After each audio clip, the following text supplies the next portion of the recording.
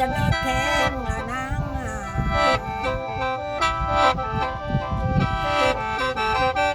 อย่างนี้ข้าผู้พาป่าไม่โอ้ยสะอาดงามตาเธอได้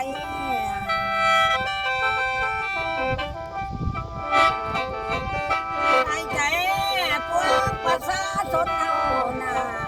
จังเงินโนชาติเจ้า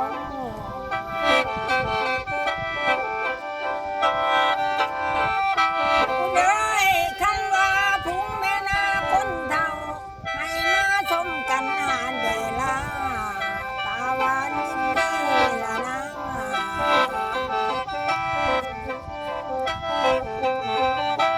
เลยคันมาไผ่มาเห็นแล้วลุงบ้านบ่ยักละนะ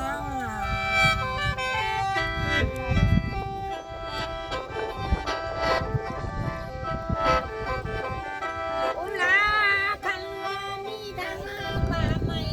ธรรมชาติน้ำตาเด็ด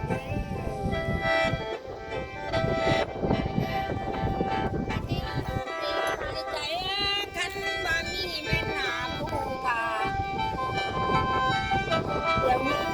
สะอาดหลายแท้ล่ะเจ้า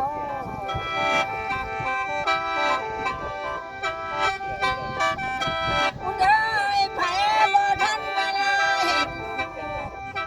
ไปมาเวเด้อเด้อแพ้ได้จะมา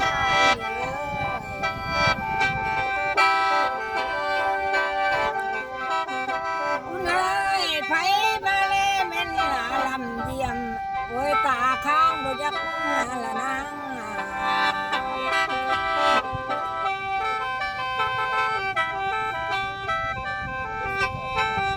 อุลา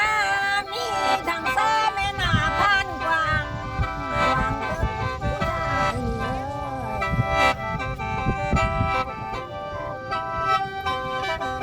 อันนี้